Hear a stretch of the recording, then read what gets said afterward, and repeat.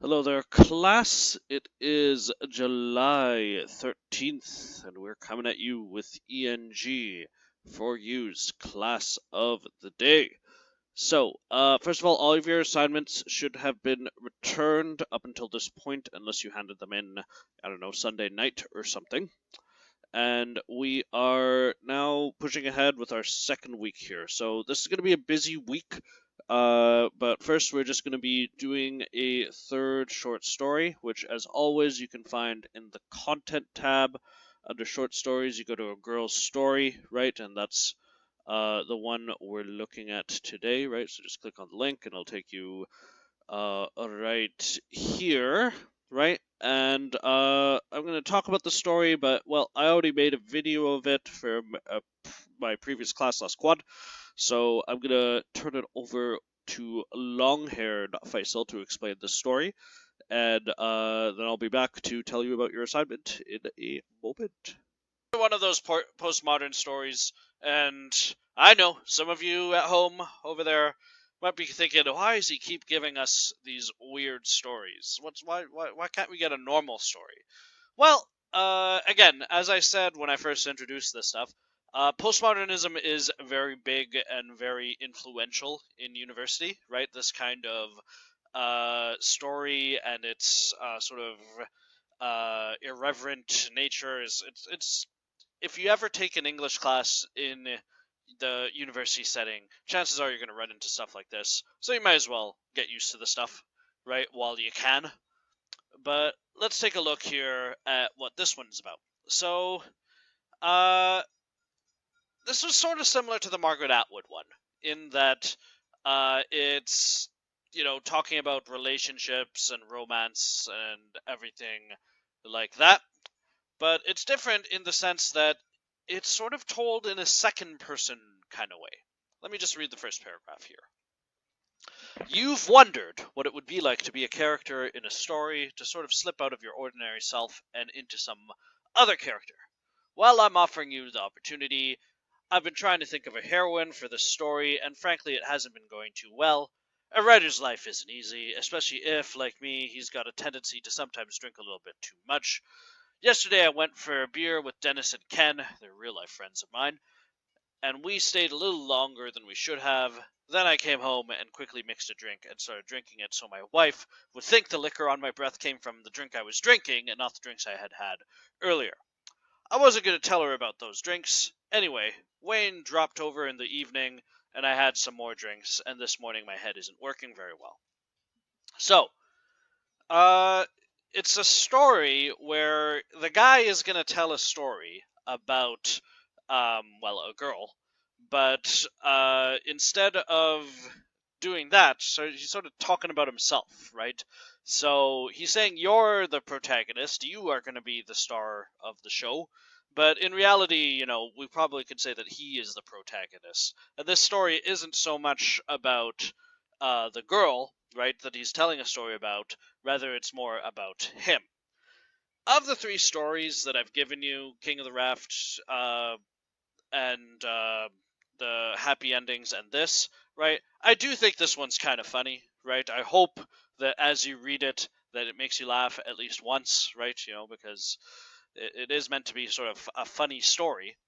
But, it is also doing the whole postmodernism thing.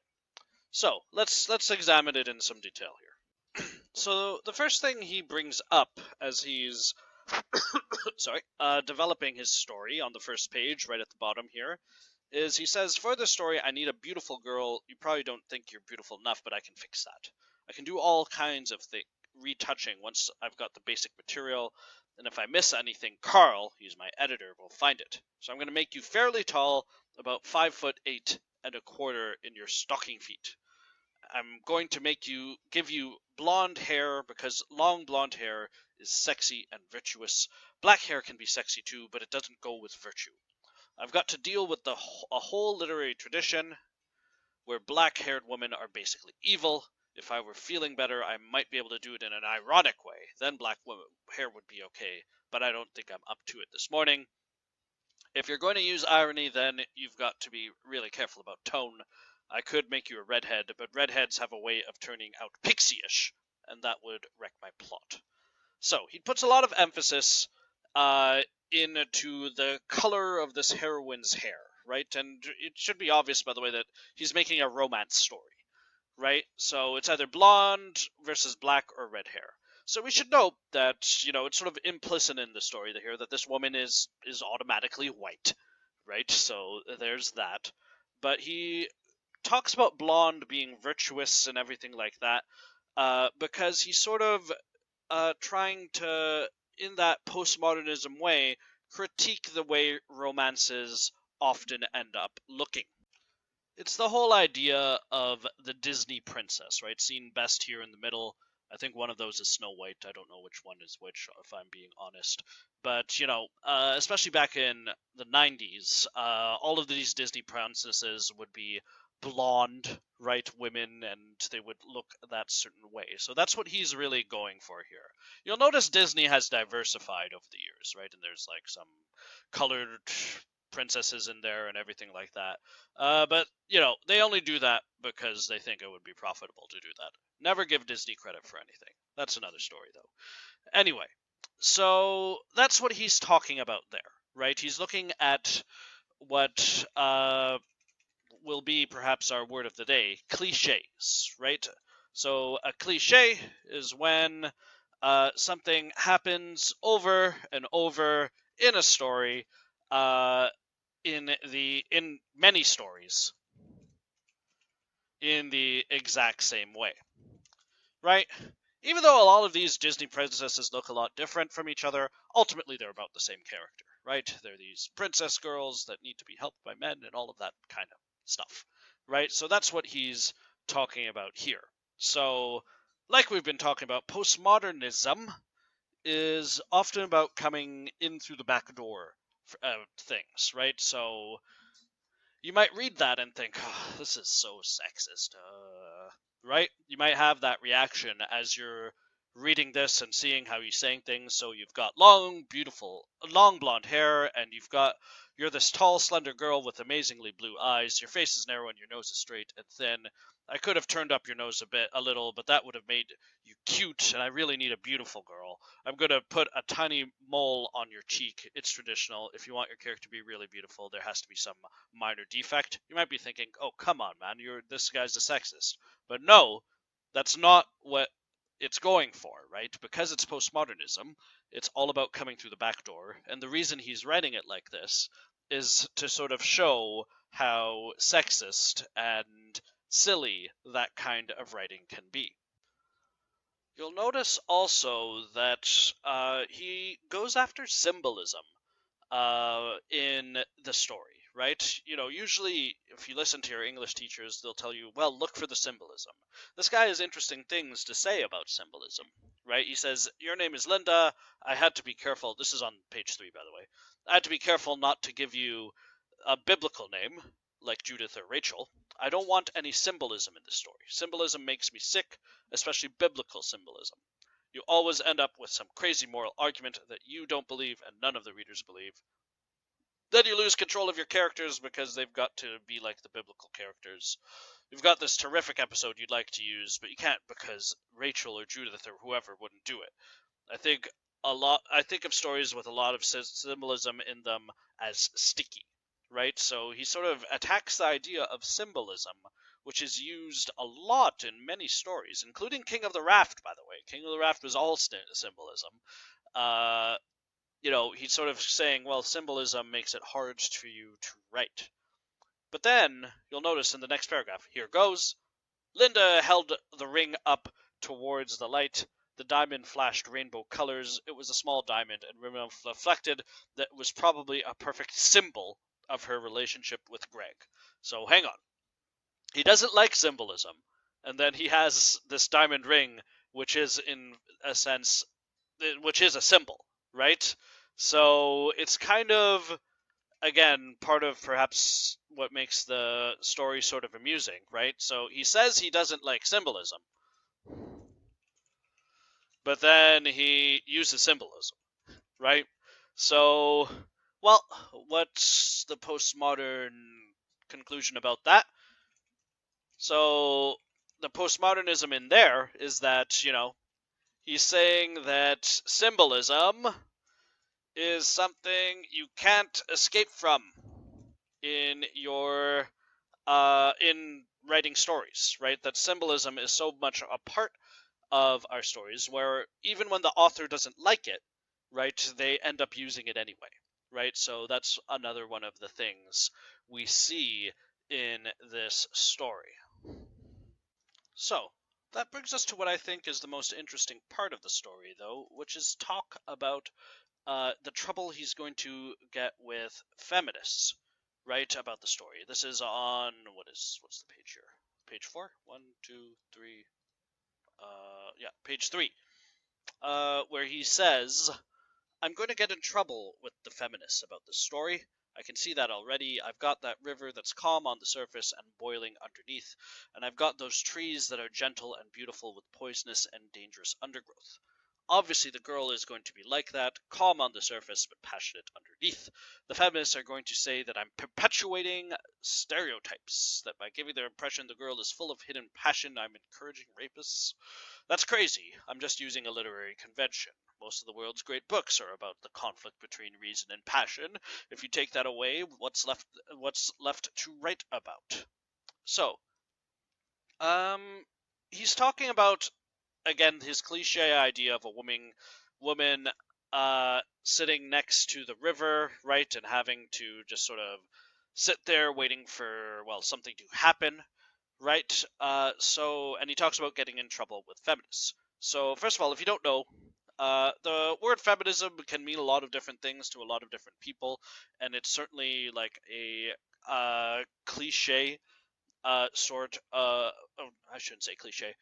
It's certain something that depending on who's saying it, it can mean different things. But the broadest definition I can think of feminism would be um, the idea that women should be able to make decisions for themselves, irrespective of what a man, i.e., husband slash father, might think, and should be able to do so on a level playing field. Right? So that's the idea of feminism, right? That women should have what they would call, or what anyone should call, agency, right? That they make decisions for themselves, irrespective of what a man might think, and that those decisions should be able to be made on a level playing field, meaning that men should not have advantage over women when they make those decisions, right? So that's what feminism is. And so he's saying, well, if you have this story about a woman just lying around next to a river waiting for something to happen, right? It's sort of against feminism, right? Because he's just sort of waiting for a man to come in and do something, right? So that's what he's talking about there. And it is interesting to see how this story sort of breaks down along those lines. Because you've got this character, Linda is her name, by the way, right? Or your name, based on the story. So Linda is gonna marry Greg, but she's not happy with him because he's boring, right? So she throws the ring into the river, and then this other guy comes, Greg, right? And it says here on page 4, I had to do that, you see? I'm reading from right there. I'd used up all the potential in the relationship with Greg, and the plot would have had started to flag if I hadn't introduced a new character.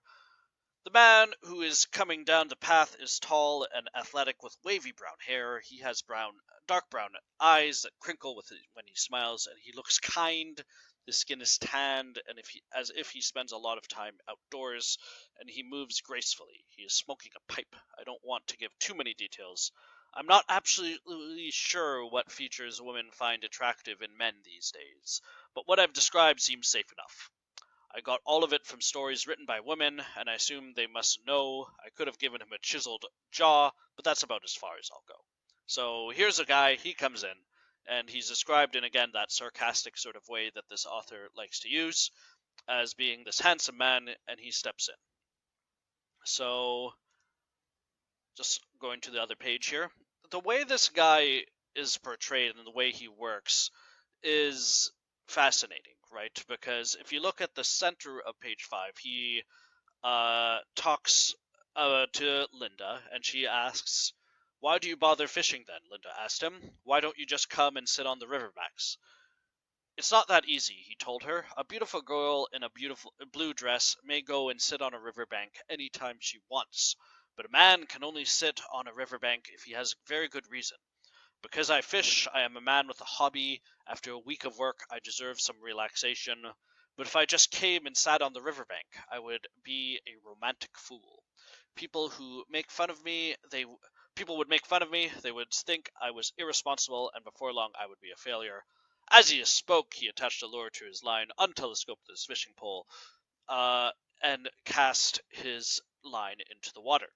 So the woman gets to lie on the river, relaxing and waiting around, not really anything to do. But the man who goes there has to have a reason to go there, right? So, he can't be just sitting at the riverside waiting for something to happen, right? He needs to have a hobby, right? So that's sort of what this author is getting at, right? So what we see here, again in that postmodernism way,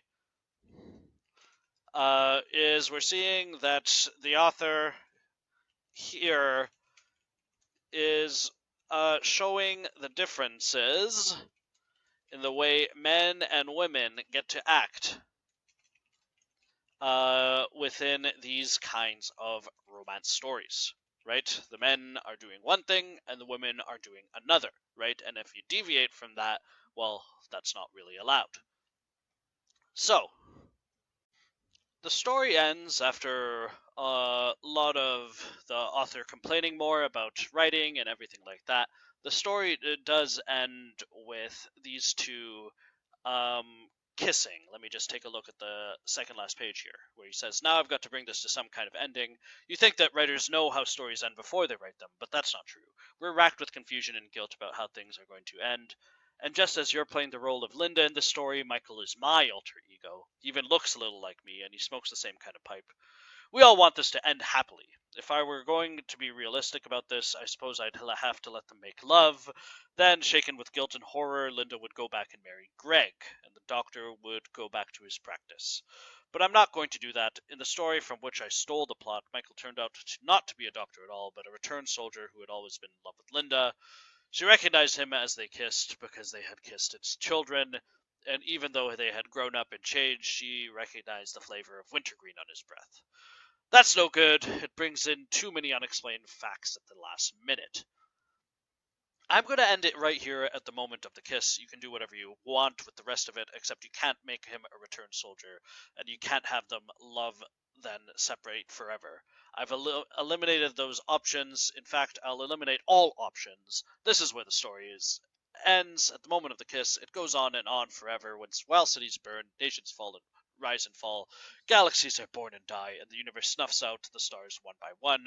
It goes on. The story, the brush of a kiss. Right? So the story ends with them kissing, right? And doesn't give you anything more than that, right? The author sort of just stops it there and says, the rest doesn't really matter, right? We got a kiss, and, that's the end, right? So the author himself sort of gives up, right? So that's part of the, I guess, amusement of this particular story, right? Because, again, it is supposed to not be the most serious story that we've read so far.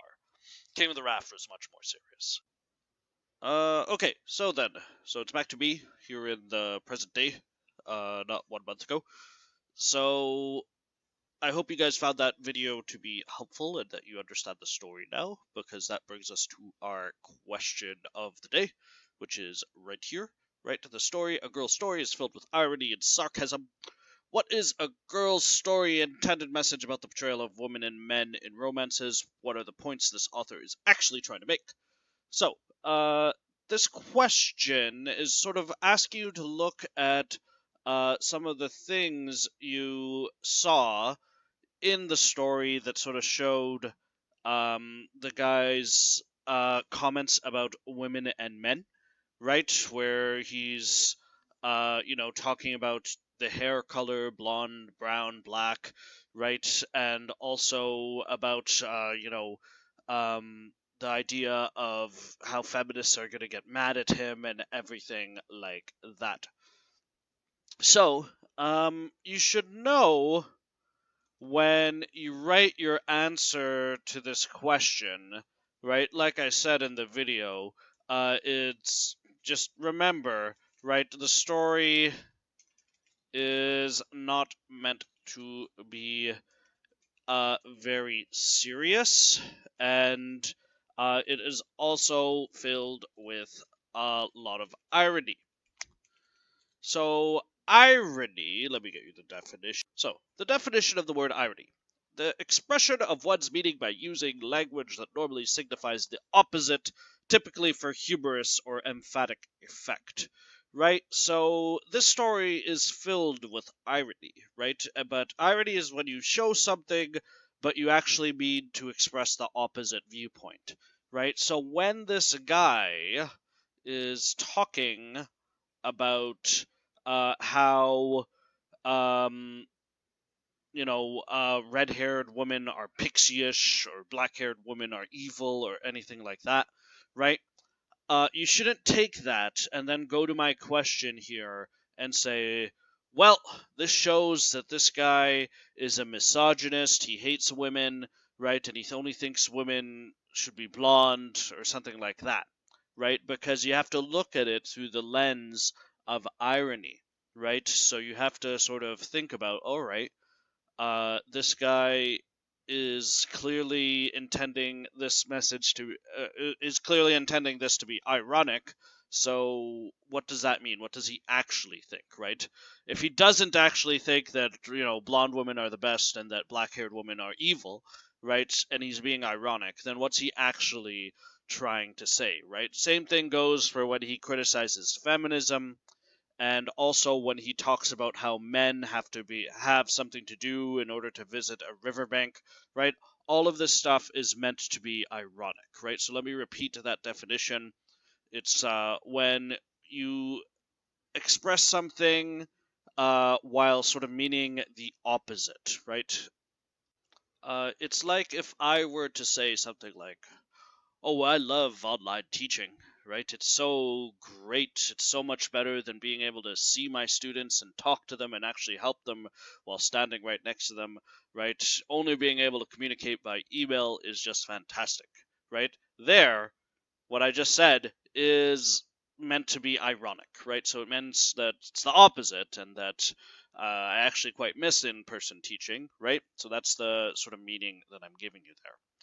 So that's the question of the day, right? And you're going to submit this in the same place as usual, right in the assignments tab, right? So there it is, a girl story. The question is already up. Now, couple of things for the rest of the week. First of all, our next seminar, I'm going to make it on Wednesday, right?